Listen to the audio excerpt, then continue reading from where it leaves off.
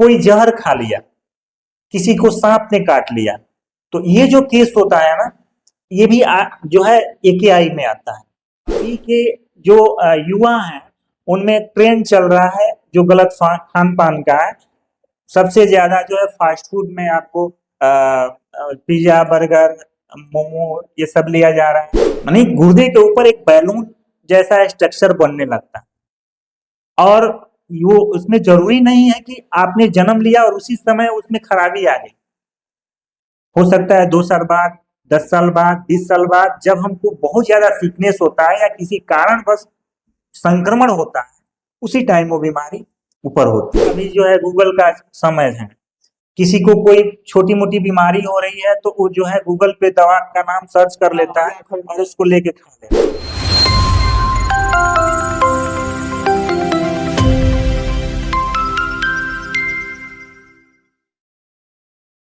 नमस्कार साथियों, एक बार पुनः आप सभी का स्वागत है स्पेशल टॉक के स्पेशल सीरीज डॉक्टर्स टॉक में। और आपको बता दें, एक लंबे अंतराल के बाद हम पुनः डॉक्टर्स टॉक को शुरू कर रहे हैं और इस एपिसोड में हमारे अतिथि हैं डॉक्टर आशुतोष कुमार पांडे जी। आपने किडनी केयर डायलिसिस सेंटर का नाम सुना होगा। गोपालगंज जिले का एक सुविख्यात यह किडनी केयर डायलिसिस सेंटर है। और आप यह भी कई खबरों में देखे होंगे कि कई ऐसे मरीज हैं जो गोरखपुर, लखनऊ, दिल्ली, पटना से वापस आते हैं और इस किडनी केयर डायलिसिस सेंटर से अपना डायलिसिस करा करके अपने बीमारियों से निजात पा करके फिर वापस चले जाते हैं।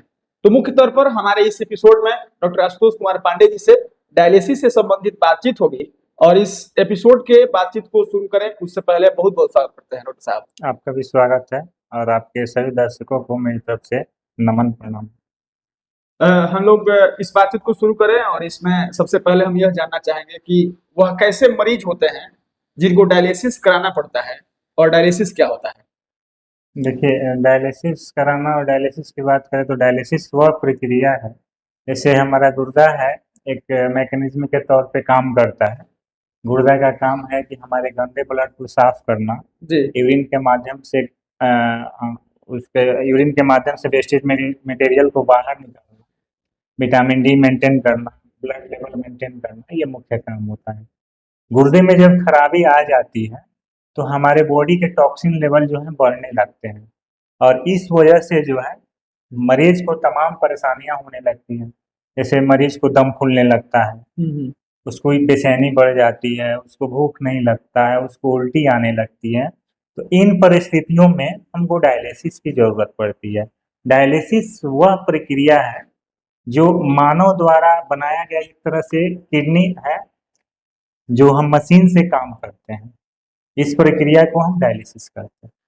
अच्छा, मतलब कहा जाए कि डायलिसिस के माध्यम से अगर मान लीजिए जो आप समस्या गिना रहे हैं, इन तमाम समस्याओं में कोई मरीज अगर जूझ रहा है तो क्या वह डायलिसिस के सहारे एक लंबा जीवन जी सकता है क्या? जी हाँ, हमारे पास मेरे संपर्क में ऐसे 10 से 12 मरीज हैं जो लगभग 20 से 25 सालों से डायलिसिस पे हैं और एक अच्छा जीवन जी रहे हैं।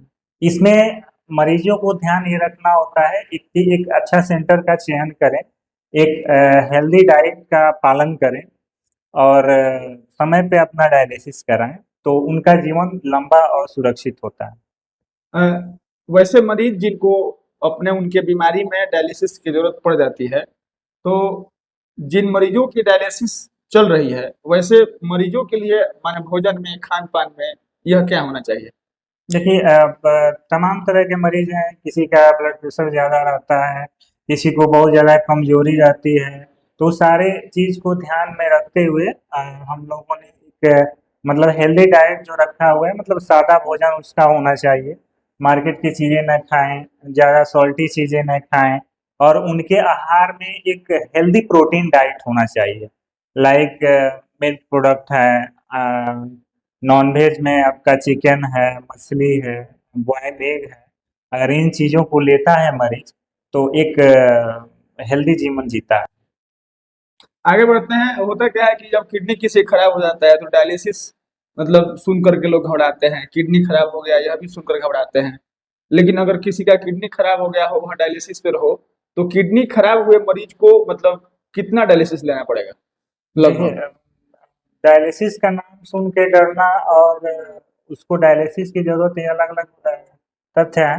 देखिए, किडनी खराब होने के बाद जो लोग अपना समय गुजार देते हैं तरह तरह के इलाज में, उस वजह से क्या है, अब जैसे हमने आपको पहले ही टॉपिक में बताया कि किडनी जो है हमारे शरीर का एक मुख्य अंग है, जो हमारे शरीर के बेकार पदार्थों को फिल्टर करके बाहर करता है।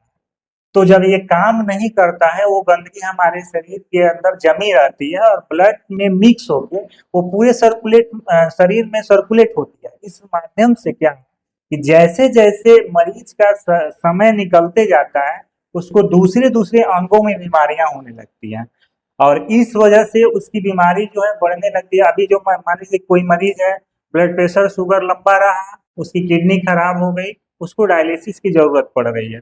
अब क्या है कि अगर आया है मरीज यहाँ, उसका क्रेटिनिन बढ़ा हुआ है, उसको दम फूल रहा है, बोला जा रहा है कि आपको डायलिसिस की जरूरत है, तो पहले ही अटेम्प्ट में मरीज उस चीज को एक्सेप्ट नहीं करता है और जो तरह तरह के इलाज को अप्लाई करते हैं, उसमें अब तो गुर्दे का काम जो बाधित है, तो उसमें क्या है कि जो दूसरे इलाज को अप्लाई करते हैं तो और अंग जो है प्रभावित होते हैं। इस वजह से मरीज की जो है स्थिति जटिलता की ओर चली जाती है। अब जो है मरीज का अगर स्थिति जटिलता की तरफ जाती है, तो इसी परिस्थितियों में मरीज को हफ्ते में 2 से 3 डायलिसिस की जरूरत पड़ जाती है।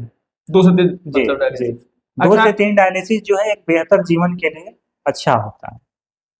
उसके बाद से माने और कोई बीमारी किसी मरीज को हो जाए, जैसे बुखार हो जाए, फीवर हो जाए, नाक दर्द हो जाए, पेट दर्द हो जाए, तो वैसी बीमारियों में किसी मरीज की हालत बहुत खराब नहीं देखी जाती है। जी लेकिन ऐसा देखा जाता है वैसा मरीज जिसके बीमारी में डायलिसिस कराना पड़ता है, उसकी हालत बहुत खराब हो जाती है। उसका रीजन यही है, बल्कि अगर गुर्दा काम नहीं करेगा तो हमारा जो यूरिन है, हम जिस गंदे खून की बात कर रहे हैं, उसमें हमारा यूरिन मिक्स होता है और उसकी मात्रा जो है हमारे शरीर में जमने लगती है। इस वजह से क्या होता है कि ब्लड में ऑक्सीजन की मात्रा कम होने लगती है, तो मरीज को सांस से संबंधित दिक्कत, अब वही ब्लड जो है पूरे शरीर में सर्कुलेट हो रहा है। लाइक जो है अब किडनी से होते हुए सरफेस से होते हुए जो है आपका लंग्स में जा रहा है, आप हार्ट से जा रहा है, ब्रेन में जा रहा है, लिवर में जा रहा है। तो उन जगहों पे जो गंदगी का एक मतलब सतह बनता है ना, इस वजह से उन अंगों में खराबी आती है। जैसे कि अब कोई मरीज है, समय पे डायलिसिस नहीं करा रहा है, उसका यूरिन भी बाहर नहीं जा रहा है, तो उसकी गंदगी शरीर में जम रही है, तो वो जो है गंदगी पानी के रूप में पेट में जमने लगता है, सीना में भरने लगता है। अब जिस वजह से मरीज को सांस लेने की परेशानी का सामना करना पड़ता है और ऐसी ही कंडीशन में उसका जो है हालत खराब हो जाते हैं। दूसरा मैटर है कि जैसे आपने हमसे पूछा कि खान पान, तो खान पान में क्या है कि जब मरीज डायलिसिस पे आ जाता है, तो वो निफिकिर हो जाता है कि चलो हम डायलिसिस ले रहे हैं, तो हमको जी में मन कर रहा है खाने का, खाना शुरू कर देता है। अब दिक्कत ये है कि जैसे हमने आपको बताया कि किडनी ब्लड को साफ करता है, विटामिन डी का निर्माण करता है और एक इरिथ्रोपोइटिन हार्मोन का निर्माण करता है। तो विटामिन डी जो है हमारे कैल्शियम और पोटेशियम लेवल को बैलेंस करता है। पोटेशियम लेवल को बैलेंस करने का तात्पर्य है कि हमारा जो हार्ट बीट है, जो हृदय धड़कता है, वो पोटेशियम को मेंटेन रहने से संतुलित रहता है। अगर पोटेशियम हमारे बॉडी में बढ़ रहा है, किडनी के काम नहीं करने की वजह से वो बैलेंस नहीं हो पाता है और इस वजह से सीधा नुकसान जो है हार्ट पे होने लगता है। तो वो पेशेंट जो है, अब गुर्दा का पेशेंट है, आगे कार्डियक पेशेंट हो जाता है। ऐसे ही जो है अब जैसे जैसे मरीज की तरफ से लापरवाही होती है, जैसे डाइट की बात किया हम लोगों ने कि एक हेल्दी प्रोटीन, अब उसी में क्या है, गाँव में भ्रांतियां होती है कि कोई मरीज बीमार पड़ता है, जैसे हमने बोला कि किडनी के माध्यम से विटामिन डी बनता है, तो विटामिन डी जो है कैल्शियम को मेंटेन किया, तो कैल्शियम अगर हमारा मेंटेन रहा तो हड्डी जो है, नाखून है, बाल है, दांत है, ये मजबूत रहते हैं और ये मेंटेन नहीं होने की वजह से इनमें कमजोरी आने लगती है। अधिकतर इसमें मरीज ऑस्टियोआर्थराइटिस में चले जाते हैं, उनको गांठिया से संबंधित की शिकायत हो जाती है, उनकी हड्डियां जो है कमजोर हो जाती हैं। ऐसे ही आगे जब जो है अगर वो ज्यादा फल फ्रूट लेने लगता है, जैसे कि खून की कमी हो रही है, तो गाँव में लोगों की ये भ्रांति है कि मरीज बीमार है तो इसको फल दीजिए, और गुर्दे की बीमारी में फल जो है, कुछ फल जो है सेफ है, लेकिन अधिकतर फल जो है हम लोग एक तरह से जहर के रूप में देखते हैं। जैसे कि फलों में सबसे ज्यादा पोटेशियम पाया जाता है। जैसे अभी आम का सीजन चल रहा है, आप आम को लीजिए तो आम में सबसे ज्यादा पोटेशियम पाया जाता है। आप एक आम लेते हैं ना तो हमारा नॉर्मल रेंज को क्रॉस कर जाता है वो। तो इससे जो है हार्ट पे नुकसान हो जाता है। खून के बारे में अगर सोचा जाए, खून की कमी हो रही है तो गांव में लोग कहते हैं कि मरीज को अनार खिलाइए, अनार का जूस पिलाइए, चुकंदर खिलाइए। तो इन सब चीजों को जब हम खिलाना शुरू करते हैं, पिलाना शुरू करते हैं, तो सीधा जो है पोटेशियम जो है बढ़ने लगता है और हमारे हार्ट को नुकसान होता है। तो उसमें हमको विशेष जो है खान पान का नियंत्रण करके चलना है। दूसरा चीज है कि मरीज क्या है कि डायलिसिस कराने आता है तो उसमें उसका हम टॉक्सिन को तो निकालते हैं, जैसे कि उसमें पानी भी निकलता है जो यूरिन है, तो मरीज को प्यास लगना शुरू हो जाता है। अब क्या है, अब जैसे अभी गर्मी का मौसम चल रहा है, मुंह सूखने लगा है, तो वो डायलिसिस करा रहा है और जिससे पानी पी रहा है। तो इसका एक सिंपल सा फॉर्मूला होता है कि जैसे कि मरीज का अगर यूरिन 24 घंटे में आधा लीटर से मतलब 1 लीटर के बीच में हो रहा है तो उसमें 500 से 600 ml एक्स्ट्रा पानी उसको ऐड करना होता है। अब पानी की बात करें तो जिसमें पूरा लिक्विड आएगा, जैसे दूध है, दही है, चाय है, कॉफी है, सब पानी दाल में है, है। चावल है, पानी है। तो ये सारी चीजें जो हैं वो काउंट होगी उसी लिक्विड में। तो अगर इन चीजों पे अगर हम नियंत्रण करके चलते हैं तो हमारी जो है स्थिति जटिलता की तरफ नहीं जाती है और हम सुरक्षित रहते हैं। अंतिम 2 सवाल। पहला ये कि किडनी की बीमारी होना, गुर्दा का खराब होना कितना घातक होता है? क्या यह बीमारी होने के बाद आदमी मर भी सकता है क्या? देखिए, जैसे कि हमने आपको बताया कि गुर्दा जब काम नहीं करता है तो ये 3 चीजें जो है अनियंत्रित हो जाती है। 3 चीजों की बात करें तो आपका एरिथ्रोपोएटिन नहीं बनेगा, एरिथ्रोपोएटिन नहीं बनेगा तो खून की कमी होगी, खून की कमी को अगर नहीं मेंटेन किया जाता है तो बॉडी को ऑक्सीजन नहीं मिलता है, तो ऑक्सीजन नहीं मिलेगा तो एक एक समय जो है ऑक्सीजन के अभाव में मरीज लॉस कर जाता है। दूसरा जो है, अगर मान लीजिए कि विटामिन डी नहीं मेंटेन है और पोटेशियम वाला जो डाइट है उसको हम ज्यादा ले रहे हैं, तो इस कंडीशन में क्या है कि जब पोटेशियम हमारा बढ़ता है तो हार्ट पे अटैक करता है, उस कंडीशन में हार्ट अटैक हो जाता है। तीसरा है कि अगर हम पानी ज्यादा पी रहे हैं, जैसे हमने एक फॉर्मूला बताया कि यूरिन आउटपुट प्लस 5 से 600 के बीच में लेना है, यानी कि 1 लीटर अगर का यूरिन आउटपुट है तो उसमें 600 ml ऐड किया, 1600 ml टोटल लिक्विड लेना है। अब उससे ज्यादा आप ले रहे हैं तो वो पानी जो है आपके शरीर में जमता है। तो पहले जो हम पैर नीचे करके बैठते हैं, पैरों में जमता है, पैर सूजता है। उसके बाद जो है हमारे पेरिटोनियल कैविटी में भरता है, पेट में, पेट फूल जाता है, फिर यहाँ से जो है हमारे फेफड़े में भर जाता है। तो इस कंडीशन में भी मरीज का ऑक्सीजन लेवल मेंटेन नहीं कर पाता है, जिस वजह से उसकी जान जाने का खतरा रहता है। तीसरा है कि अब मरीज जो अच्छे जगह पे डायलिसिस नहीं लेता है, वहाँ हाइजीन मेंटेन नहीं है, अच्छा निर्देशन नहीं है, तो संक्रमण होने का खतरा रहता है उसको। तो अगर संक्रमण भी गंभीर होता है तो मरीज की जान जाने की चांस रहती है। अंतिम सवाल। गुर्दा खराब ना हो, पहले यही कि खराब कैसे होता है और उसका बचाव कैसे रखा जा सकता है देहातों में, आम जीवन में, आम लोग की तरफ से? देखिए, अभी की जो जिंदगी है काफी भाग दौड़ की जिंदगी है और लोगों के पास समय की कमी है, समय की कमी है और काम काज का भार ज्यादा है। इस वजह से लोग तनाव में रह रहे हैं। अब जो हम तनाव में रह रहे हैं तो हमारे ऑर्गन को एक्स्ट्रा काम करना पड़ रहा है। तो इसमें ऑर्गन को एक्स्ट्रा काम करने में जब किडनी एक्स्ट्रा काम करता है ना, किडनी एक काफी नगण्य स्ट्रक्चर का बना जो है अंग है। जैसे एक किडनी में 10 लाख जो है छन्नियां होती है, जिसको हम लोग नेफ्रॉन कहते हैं। साइज है लगभग 10.5 डायमीटर के आसपास। अब जो है वो 1 मिनट में 120 ml खून साफ करता है। हमारा जो हम लोग ब्लड प्रेशर चेक करते हैं ना 120/80, तो एक तरह से जो किडनी का किया हुआ कार्य है, जो ब्लड साफ किया, वो कार्य जो होता है 120 ml पर मिनट है। अब हम ज्यादा एक्टिविटी में रहते हैं तो किडनी को एक्स्ट्रा काम करना पड़ता है।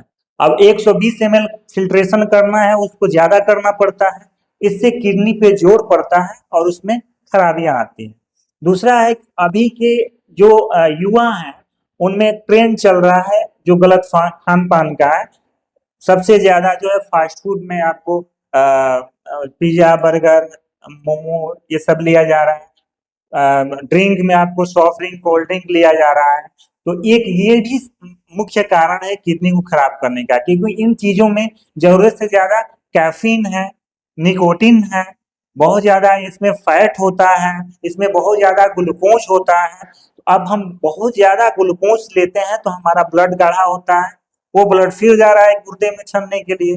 तो गुर्दा को बार बार वैसा ब्लड मिलने की वजह से उसमें सूजन हो जाता है, उसमें सिकुड़न हो जाता है, यानी कि गुर्दे में खराबी आती है। तो इन सारी चीजों को अगर ध्यान में रखते हुए हम अपना जीवन यापन कर रहे हैं तो हमारे मतलब गुर्दे को नुकसान से होने से बचाया जा सकता है। अच्छा, किसी मरीज को मतलब डायलिसिस की जरूरत है, वह माने सही जानकारी के अभाव में, सही सलाह के अभाव में नहीं पहुंच रहा है डायलिसिस कराने के लिए, जी। वह कितना देर कर सकता है और कितना जो है जल्दी पहुंच जाए तो उसका इलाज ठीक रहेगा?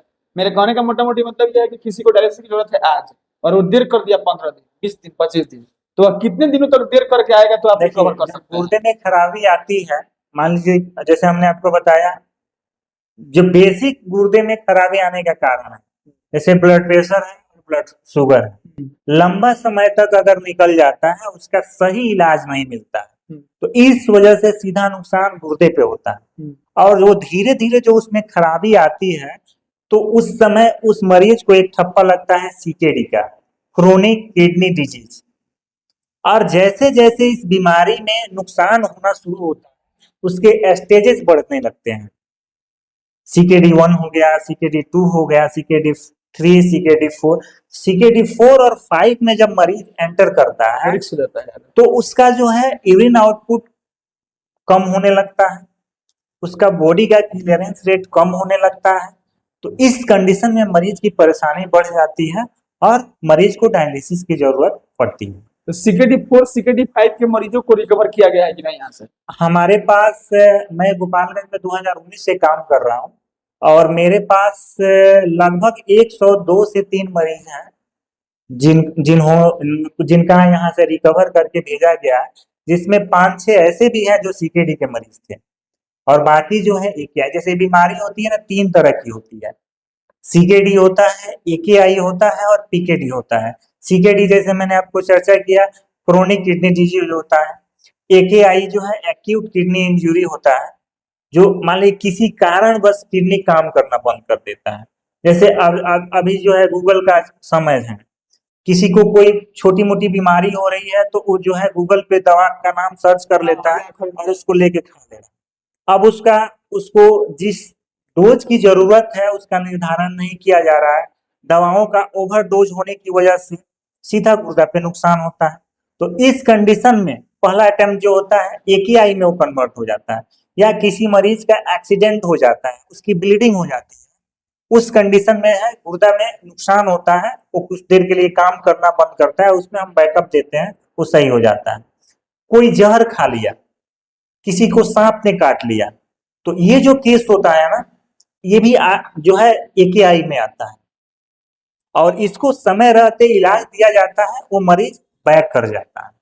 लेकिन अब इसी का अगर हम वैकल्पिक व्यवस्था ढूंढने लगते हैं और जैसे जैसे समय निकलता है वो बीमारी सीकेडी में कन्वर्ट हो जाती है और सीकेडी होने के बाद 99.9% चांस रहता है कि वो मरीज रिकवर नहीं करेगा, उसको जब तक जीवित रहना है डायलिसिस की जरूरत पड़ती है।